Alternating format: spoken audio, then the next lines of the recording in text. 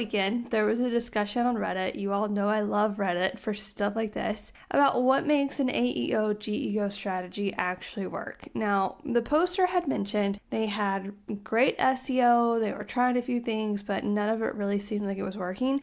I commented, I mentioned the show, like, hey, here's a resource you can use. But when they asked me where to start, I said start with the first 3 episodes and then skip to the ones about entity authority. I have been thinking about my answer since then because that's not really a great answer. There are over 80 episodes of Found in AI as of this recording this morning, and that's a lot of information to sort through if you are building your strategy from scratch.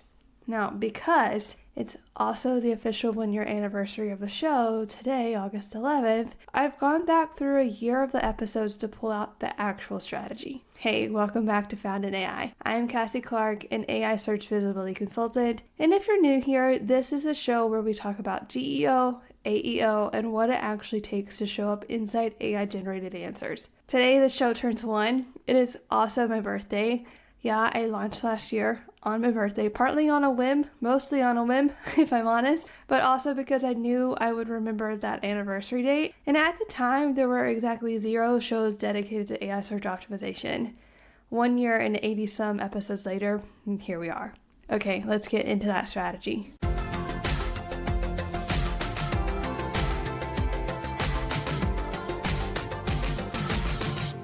Okay, so I want to start with what changed in my thinking over the last year because it kind of reframes everything else I'm about to say in this episode. When I started the show, I was thinking about this from a content problem. I really thought that AI search visibility was just a content issue, and that kind of felt obvious, right? AI engines read your content, better content means more citations, make the content clearer, make it easier to extract, get cited, done. And that's not wrong exactly, it's just not the whole problem anymore. And it's not even the part that actually blocks most teams. Somewhere around month 4 of the show, I started noticing something. The brands that were struggling the most, they weren't publishing badly. Some of them are the best publishers on the internet. They have real writers, real editors, real budgets, but they were still invisible. And what a lot of them had in common wasn't a content quality issue at all. It was just that nobody owned the thing. PR wasn't talking to content, legal owned the boilerplate, the product marketing team wrote the positioning, and then 5 other teams kind of accidentally rewrote it. And nobody, like literally nobody, owned how the brand got described on someone else's website, which, as we're going to get into, is a lot of where this is actually decided. Over the year, here's the through line of it all. And if you turn this episode off in 3 minutes, I want you to take this with you. AI search visibility is a cross-functional problem that shows up looking like a content problem. That's why the strategy I'm about to talk through doesn't just start with the content, it starts a step earlier. Okay, so for your AI search visibility strategy or your AEO or GEO strategy, whatever you are calling it, there are really 5 steps. That's describe, structure, refresh, corroborate, and measure. If you've heard me talk about the FSA Framework before, that's Freshness, Structure, and Authority, 3 of those are FSA. It sits right in the middle of all of them, but there's a step in the front and a step in the back, and if you skip either one, FSA doesn't do much for you. Let's start with that first step. The first step is the one that everyone kind of skips. I admittedly also skipped it, but it's the one that I would put first now. So before an AI engine can cite you, it has to know what you are, and it builds that understanding by looking at how you're described.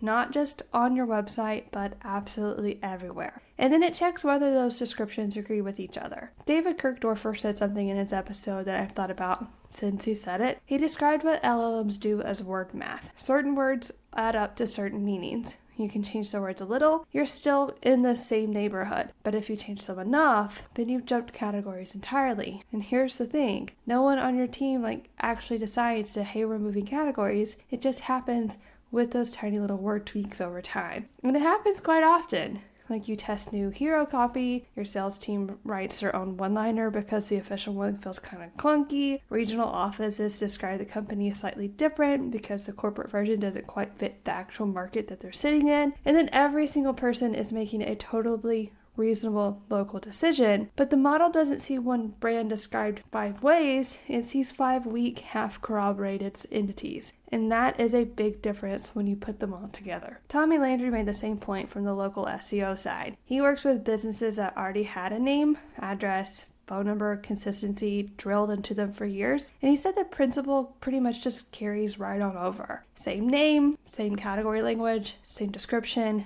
absolutely everywhere. And he was super blunt about it. If you call a service one thing, call it that thing everywhere. Don't flip between names unless they are two genuinely different services. And I tested this on myself, which is really the only reason I believe in it as strongly as I do. When I changed my descriptor when I first started the show from content writer to fractional content strategist, and then started using that same phrasing, which by the way, I've changed it again, so we're back to testing.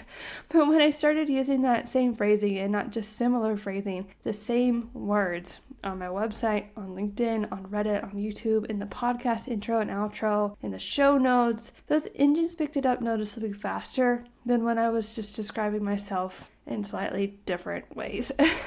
So the fix, I call this a strategic source of truth. It's one document and it answers what are we, what category are we in, who is it for, what do we do, and in what exact words. Then every single team pulls from it. That's your PR, your content, demand, sales enablement, social support. Everyone uses the same sentences and no one changes it. David's version of this is that product marketing is the hub and everyone else is the spoke, and that message travels in whatever container each team builds. Whether that's your press release, your landing page, ads, decks, whatever. It's a different container but the same contents inside. If you want to go deeper on all of that with David, go listen to his episode. It's Is Your AI Visibility Problem Actually a Messaging Problem? And then also Tommy's episode, How Does Local SEO Translate to AI Search Visibility? Both of those are in the show notes.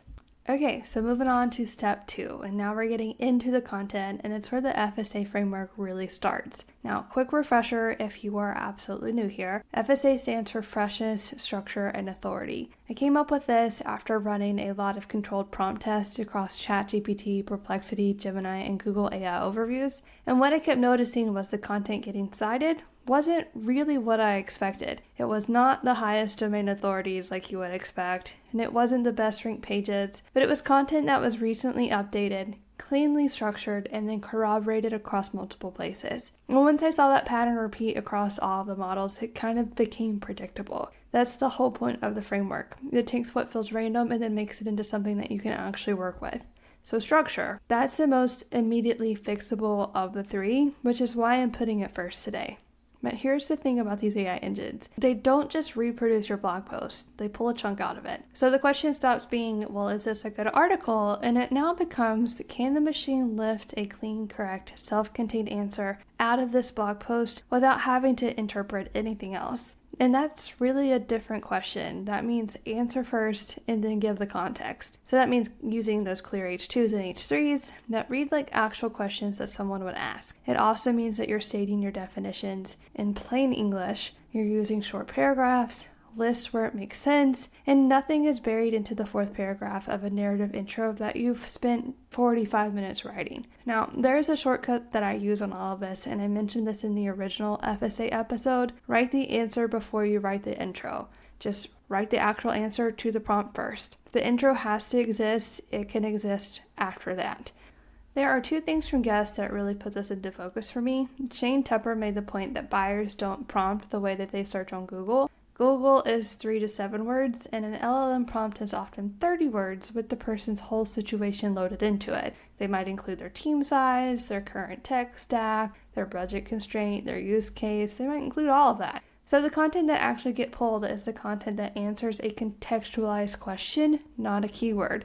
That means comparison language, trade-offs, explicit, this is for you and this is not for you if. Brian McAnulty came from it from a different angle. And honestly, I think this might be the better version. He said, if something was already in the training data, why are you writing it again? The model already knows what a CRM is. It already knows the definition of content marketing. But what it doesn't have right now is what is true in this very moment. What are your specific customers running into? What changed this quarter? What's different about the way that you do it? That's what these models go to the live web for. So the structural fix and the content selection fix are kind of the same thing. Write the thing that the model can't already answer and then format it so that when it goes and looks for it, it can just cleanly lift it off your page. If you want to go deeper, go listen to How Do AI Engines Decide What to Cite, the FSA Framework Explained. That's the original solo episode on that framework. Then go listen to Stop Optimizing Keywords for ChatGPT with Shane Tepper. And then, finally, What AI Engines Actually Want with Brian McAnulty. Okay, let's move on to step 3. That's freshness. And I want to call out something about freshness that I think that the way most people are thinking about it is kind of slightly off. Freshness is a retrieval signal. It is not a publishing metric. And those differences matter a little bit more than it sounds like they should. When a model is deciding which source to pull from, recency is part of how it weighs trust, which means that your content update cadence is not really just a team preference. I mean, it might sound like one, but think of it more like an input, something that you're scored on. Paul Rowe told me he updates posts monthly, which was faster than the every 3 to 6 month advice I had been hearing at the time. He cited some profound data on citation recency, and when we recorded that episode, he was working from memory, so the exact numbers, just really treat that as directional, not as gospel.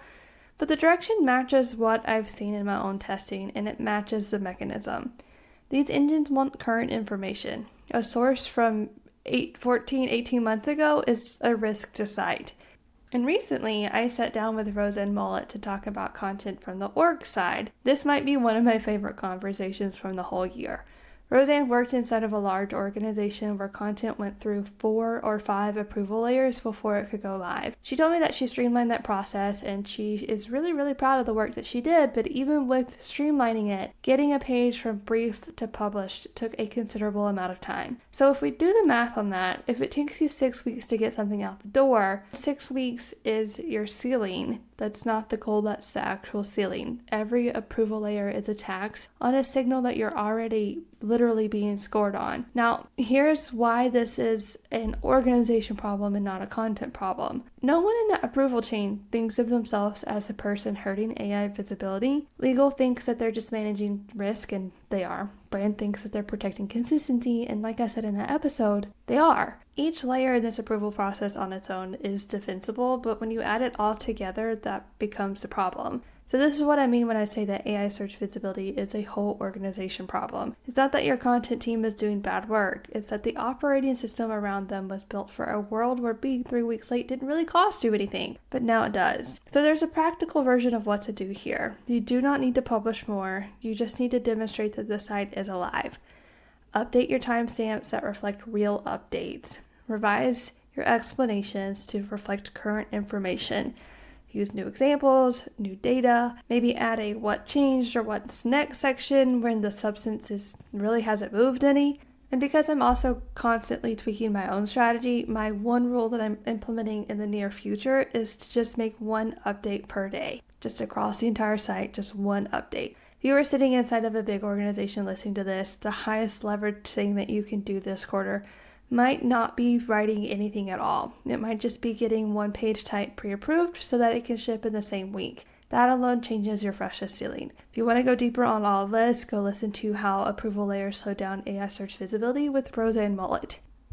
Alright, so step 4 is authority. Now I want to be clear about this one because it's also the single most common misread that I get when I talk to people about this. Authority in AI search is not your domain authority. It's really just not. A domain rating of 90 does not get you cited. I have watched sites with a DA of 4 get pulled into AI answers over industry giants. I ran a whole experiment on this. It happens. What authority actually means here is the corroboration part. Does the rest of the internet confirm what you say about yourself?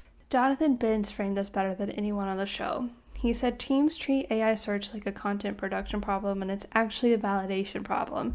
He laid out 3 disciplines that have to work together. That's your SEO, digital PR, and reputation management. Not just one of them, but all 3 working together.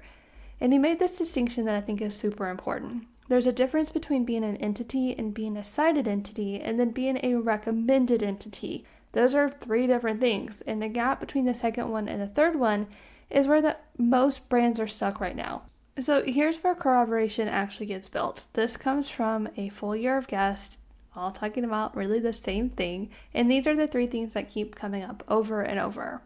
Third-party mentions, whether they are linked or not, really help. This is the biggest mental shift from traditional SEO. Unlinked mentions now do work that the links used to do. The model doesn't need a backlink to notice that 6 unconnected sources describe you in the same way. That's corroboration. Then we have those review platforms. Jonathan made the point. He said that engines love sources where they can get a feel of the opinion pretty efficiently. So in SaaS, that's G2, Capterra, TrustRadius, whatever the equivalent is in your category is the thing to go look at. Your reviews aren't just a sales asset anymore. They're really trading data, really trading input. Then we have community services. Carl Peterson's episode is the one to go listen to here. He's seeing community content get picked up within 24 hours in some cases, which is way faster than what I had been seeing in my own test. But he was also equally clear about the failure mode, and I think this is really important. Communities, they sniff out those marketers instantly. We hear this about Reddit constantly. Accounts get deleted, posts get removed, you get shadow banned.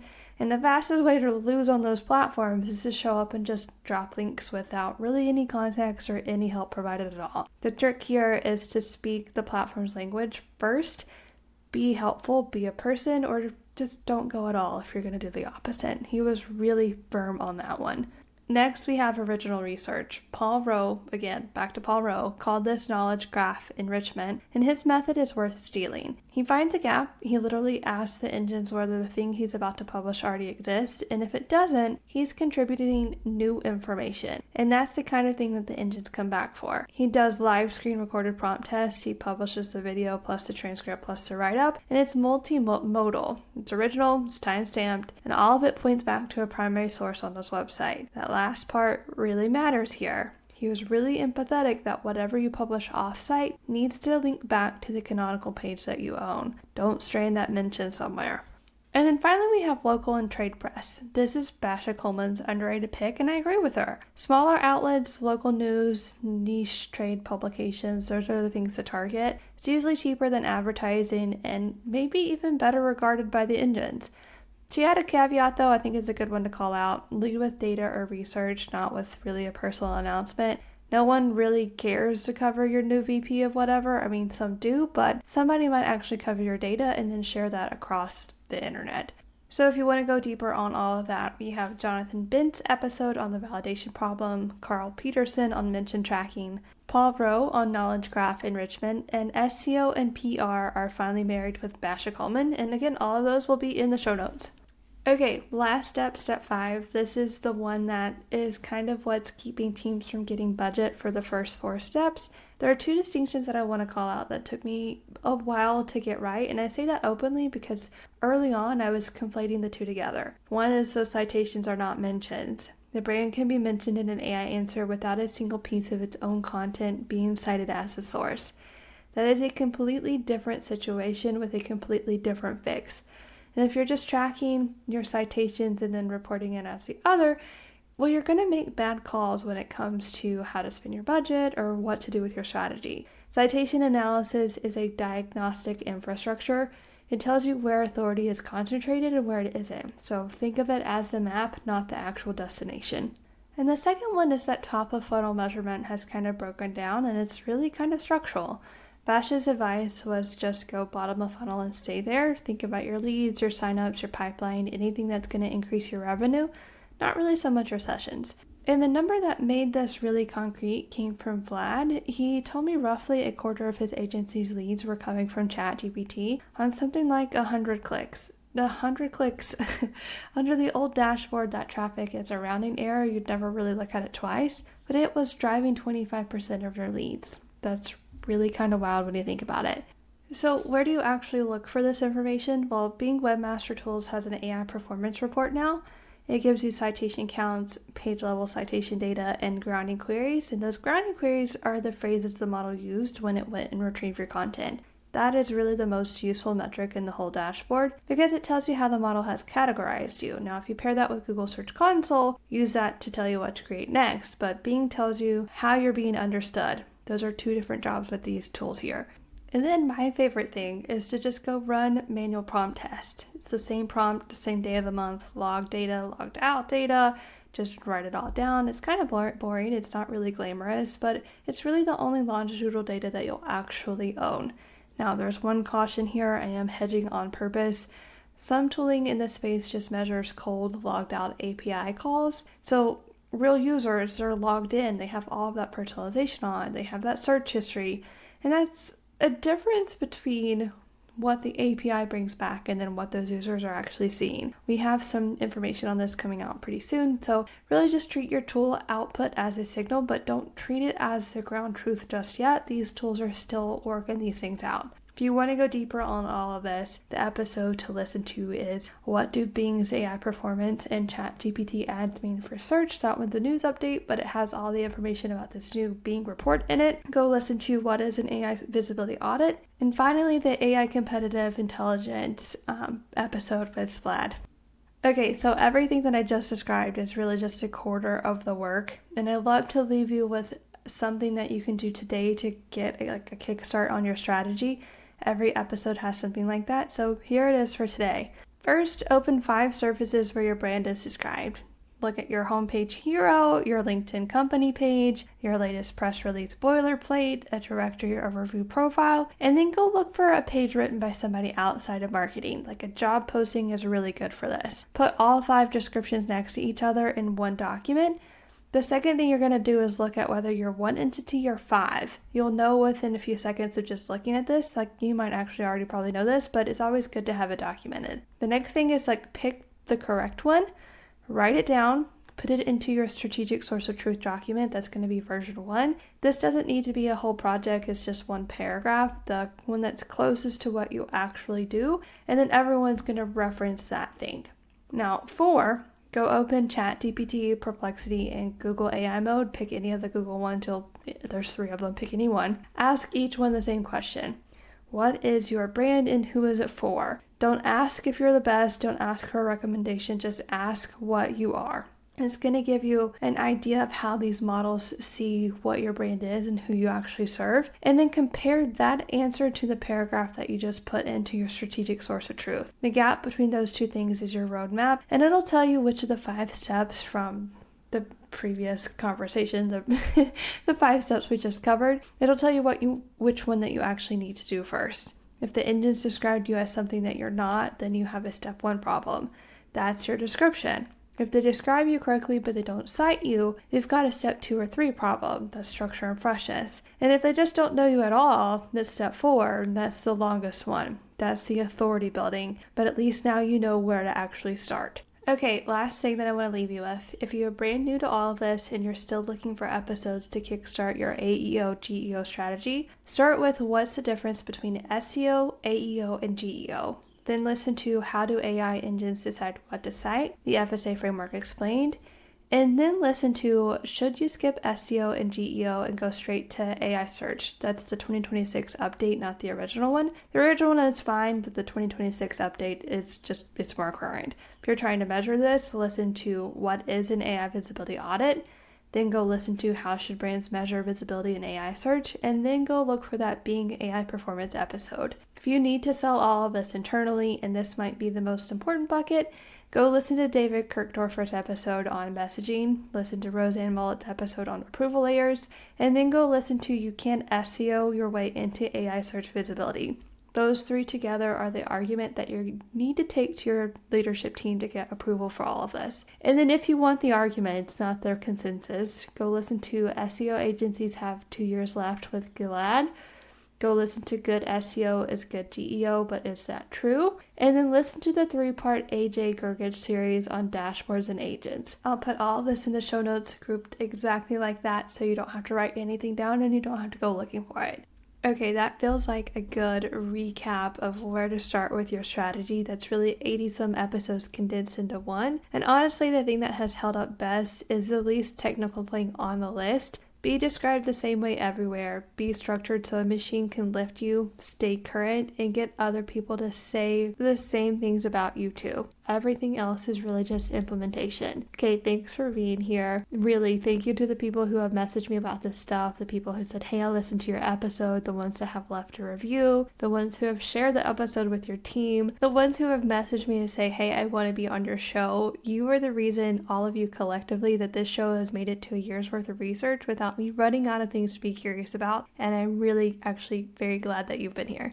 If you want to know where you actually stand before you start changing things, an AI search visibility audit is where I'd start. You can find that at CassieClarkMarketing.com or in the show notes. Year 2 starts on Thursday. Until then, stay visible.